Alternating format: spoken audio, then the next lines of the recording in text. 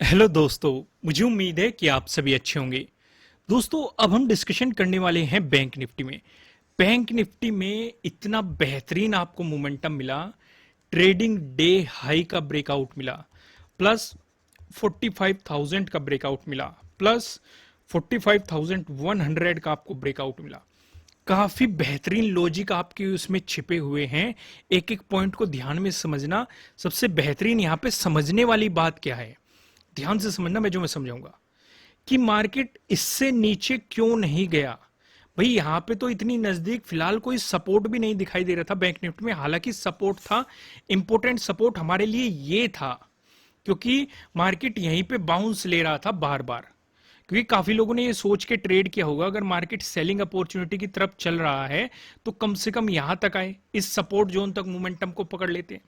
इसीलिए मैं आपको कहता हूं कि आपको मल्टीपल चार्ट पे नजर रखनी चाहिए। अगर आप बैंक निफ्टी में ट्रेडिंग कर रहे हैं तो आप निफ्टी 50 में भी नजर रखो, आप निफ्टी फाइनेंशियल सर्विसेज में भी नजर रखो। इससे आपको आइडिया ये लग जाता है।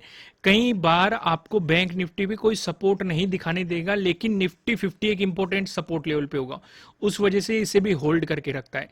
या कई बार ऐसी सिचुएशन होगी आपको बैंक निफ्टी पे कोई सपोर्ट नहीं दिखाई देने का या रेजिस्टेंस नहीं दिखाई देने का, लेकिन बैंक निफ्टी किसी इंपॉर्टेंट सपोर्ट लेवल या रेजिस्टेंस लेवल पे हो सकता है। तो ये एक दूसरे को कई बार होल्ड करके रख देते हैं।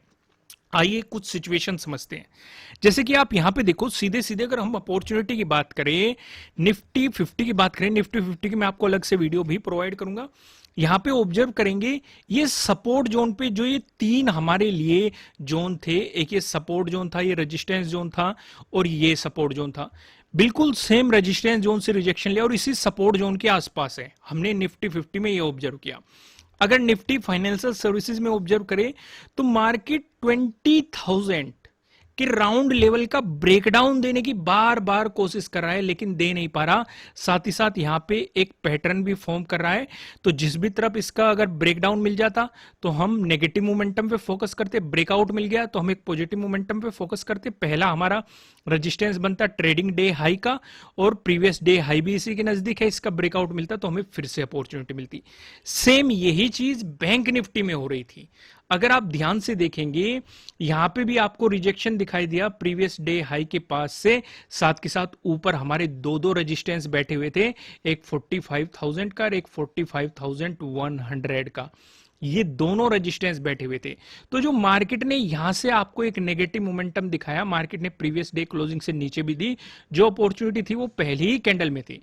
फिर जो कोई इन दोनों को ऑब्जर्व करके चल रहा होगा, उसे अपॉर्चुनिटी का इंतजार करना था कि मार्केट इससे नेगेटिव मोमेंटम दिखाए, लेकिन वो सिनेरियो नहीं बन रहा था। यहां पे एक पैटर्न फॉर्म हुआ, बिल्कुल एग्जैक्ट वैसे ही जो हमें निफ्टी फाइनेंशियल सर्विसेज में देखने को मिला, सेम वैसे ही हमें इसका ब्रेकआउट मिला। हमारे लिए पहला रेजिस्टेंस था ट्रेडिंग डे हाई का। फिर मार्केट ने इसका ब्रेकआउट दिया, क्या हम ट्रेड लेते? बिल्कुल भी नहीं। ऊपर एक रेजिस्टेंस था 45,000 का, 45,000 का भी मार्केट ने ब्रेकआउट दिया, क्या हम ट्रेड लेते? बिल्कुल भी नहीं। ऊपर एक और रेजिस्टेंस था 45,100 का, मार्केट ने यहां पे टाइम स्पेंड किया, फिर ब्रेकआउट दिया। आपके लिए ये अपॉर्चुनिटी थी। जिस किसी ने भी इस अपॉर्चुनिटी को पकड़ा या समझा एनालिसिस को, वो कमेंट करके जरूर बताना कि समझ में आया या उसने मोमेंटम को पकड़ा। दो बेहतरीन अपॉर्चुनिटी थी। पहली अपॉर्चुनिटी, जब मार्केट ने इस पैटर्न का ब्रेकआउट दिया, ये पहली अपॉर्चुनिटी थी, आपको ट्रेडिंग डे हाई को अप्रोच करना था। दूसरी अपॉर्चुनिटी बनी 45,100। इस बीच आप स्कैल्पिंग जरूर कर सकते थे, पर मैंने आपको कहा था दो रेजिस्टेंस है, दोनों का ब्रेकआउट चाहिए। देखो कितना बेहतरीन ब्रेकआउट मिला है। ऐसे मोमेंटम, देखो ये मोमेंटम होते हैं ऑप्शन बायर के लिए। मैं आपको हमेशा एक बात कहता हूं, अगर साइडवेज मार्केट है तो एकदम से एग्जिट कर दो, क्योंकि ऑप्शन बायर साइडवेज मार्केट में पैसा नहीं बना सकता। अगर धीरे धीरे क्विक मोमेंटम आ रहा है उसी की डायरेक्शन में, एज ए ऑप्शन बायर तब भी प्रॉफिट अगर बनाएगा कम बनाएगा, एक बड़ा प्रॉफिट नहीं बना सकता, क्योंकि इसमें टाइम डिके का एक बहुत बड़ा रोल रहता है। जब क्विक मोमेंटम आता है तो प्रीमियम बूम करते हैं, अच्छे तरीके से फटते हैं। यही एक ऑप्शन बायर के पास मौका होता है।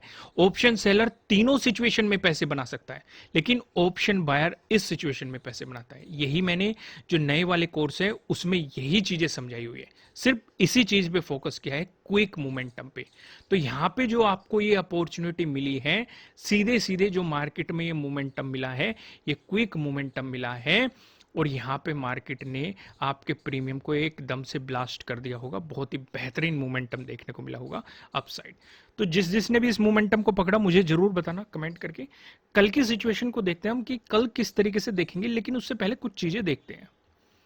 अब जो ये इतने दिनों से मार्केट ये खेल खेल रहा था, एक ही कैंडल ने सारी पूर्ति कर दी, यानी कि फिर से अपने नए हाई को अप्रोच करने की मार्केट की सिचुएशन हमें यहां पे दिखाई दे रही है कि मार्केट फिर से एक नया हाई लगा सकता है। ये सिचुएशन मार्केट ने फॉर्म कर दी, बशर्ते मार्केट अपने आज के कल यानी कि कल के दिन आज के डे हाई का ब्रेकआउट दे दे, इस तरह की सिचुएशन फॉर्म कर दे हमारे लिए, तो उस अपॉर्चुनिटी को हम पकड़ सकते हैं। यहां तक चीजें क्लियर हो गई। अब मैं आपको सीधा लेके चलता हूं, इस एनालिसिस का डिस्कशन करते हैं। जैसे कि नीचे हमारे लिए एक ये सपोर्ट जोन भी था, अगर मार्केट यहां से नीचे चलता तो हम इस सपोर्ट जोन तक के मोमेंटम को पकड़ते और यहां पे प्राइस एक्शन देखते क्या बन रहा है। लेकिन फिर भी हमें वहीं पे मार्केट रुक के एक पैटर्न बना दिया, चार पैटर्न जो आपको बताए गए हैं, ट्रायंगल वाले पैटर्न, ट्रेंड लाइन से मिलकर बना हुआ पैटर्न, पैरेलल पैटर्न, वो अपॉर्चुनिटी हमें यहाँ पे क्लियर क्लियर देखने को मिली है। अब मोमेंटम को समझते हैं। अब जैसे कि आप सिचुएशन देखेंगे, अगर मार्केट फ्लैट ओपन होकर पॉजिटिव मोमेंटम दिखाता है, यानी कि प्रीवियस डे क्लोजिंग से ऊपर चलता है, प्रीवियस डे हाई का ब्रेकआउट देता है, तो हमारे लिए प्रीवियस डे हाई के ब्रेकआउट का सेटअप काम करेगा। पहली सिचुएशन समझ में आ गई। इस सेटअप के अकॉर्डिंग जो हमारा अगला रेजिस्टेंस बनेगा वो ऑल टाइम जो हाई लगा हुआ है, यही हमारा अगला रेजिस्टेंस बन जाएगा। फिर इस पे मार्केट किस तरीके से प्राइस एक्शन बनाएगा, उसके अकॉर्डिंग हम वहीं पे पोजीशन डिसाइड करेंगे कि किस तरीके से काम करना है। क्योंकि पहले जब मार्केट ने नया हाई लगाया था, आप देखेंगे एक काइंड ऑफ डोजी बना रखी है मार्केट ने, अगर इस वाली कैंडल पे फोकस करेंगे तो। इसलिए यहाँ पे हम प्राइस एक्शन देखेंगे, मार्केट का क्या प्राइस एक्शन बना है। अगर ब्रेकआउट मिला तो हम पोजीशन में बैठे रहेंगे, लेकिन अगर रिजेक्शन देखने को मिला है, मार्केट साइडवेज मोमेंटम में जाने की कोशिश करता है, तो आप पोजीशन को एग्जिट करेंगे। ठीक है। लेकिन अगर फ्लैट ओपन होकर मार्केट नेगेटिव मोमेंटम दिखाता है, उस सिचुएशन पे क्या करेंगे? उस सिचुएशन पे प्रीवियस डे क्लोजिंग से मार्केट नीचे आएगा। पहली चीज हमारे लिए जो इंपॉर्टेंट सपोर्ट बनेगा 45,100 पे बनेगा। ध्यान से देखो, मार्केट ने बार बार यहां पे रिजेक्शन लिया है भाई, चाहे आप 7th को देख लो, 10th को देख लो, 11th को देख लो, 13 को देख लो, आज के दिन देख लो, मार्केट ने पहले यहां पे रेजिस्टेंस दिया, फिर ब्रेकआउट दिया। क्योंकि जो रेजिस्टेंस था ब्रेकआउट मिलते ही वो आपके लिए एक सपोर्ट की तरह एक्ट करता हुआ आपको यहाँ पे दिखाई देगा। तो आपके लिए इंपॉर्टेंट सपोर्ट जोन यही बनेगा, इसका ब्रेकडाउन मिलेगा, फिर 45,000 आपको सपोर्ट के रूप में दिखाई देगा। वहीं पे अगर आपको गैप अप ओपनिंग मिलती है, उस सिनेरियो पे आप क्या कर सकते हैं? गैप अप ओपनिंग पे आपका पूरा फोकस रहेगा। मैं फिर से आपको वन डे के टाइम फ्रेम पे लेके चलता हूं। ये जो कैंडल डोजी बनी हुई है, इस दिन के हाई पे आपका फोकस रहेगा कि इस दिन के हाई पे मार्केट किस तरीके से रिएक्ट करता है। अगर इसी के आसपास मार्केट गैप अप ओपनिंग देता है, ब्रेकआउट देके ऊपर चलता है, तो इसका मतलब ऑल टाइम हाई, फिर से मार्केट एक नया हाई लगाने की तरफ चलेगा। लेकिन अगर उस गैप अप ओपनिंग पे मार्केट रिवर्स हो जाता है, रिजेक्शन दिखाता है, बेयरिश कैंडल बनाता है, तो आपका पहला सपोर्ट बनेगा प्रीवियस डे हाई। उसका अगर ब्रेकडाउन आता है फिर 45,100, उसका ब्रेकडाउन आता है फिर 45,000। वहीं पे अगर आपको गैप डाउन ओपनिंग देखने को मिलती है, उस सिचुएशन पे आप ये देखेंगे इस वाले जोन से आपको कितनी दूर या कितनी नजदीक गैप डाउन ओपनिंग मिल रही है। मान के चलो आपको कहीं इस जोन के आसपास, यानी कि 45,400 और 45,300 के बीच में कहीं गैप डाउन ओपनिंग मिलती है, और अगर मार्केट यहाँ पे बियरिश कैंडल बनाता है और उससे नीचे चलता है, तो आपके लिए सपोर्ट जोन यही होने वाला है 45,100। इसका ब्रेकडाउन मिल गया फिर 45,000।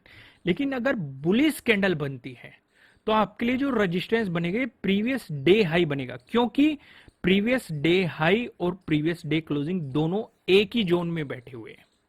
समझ में आ गया? पहला ये रेजिस्टेंस बनेगा, इसका ब्रेकआउट मिल गया, जो मैंने आपको वन डे के टाइम फ्रेम पे डोजी दिखाई थी, फिर उसका हाई आपको रेजिस्टेंस की तरह एक्ट करता हुआ दिखाई देगा।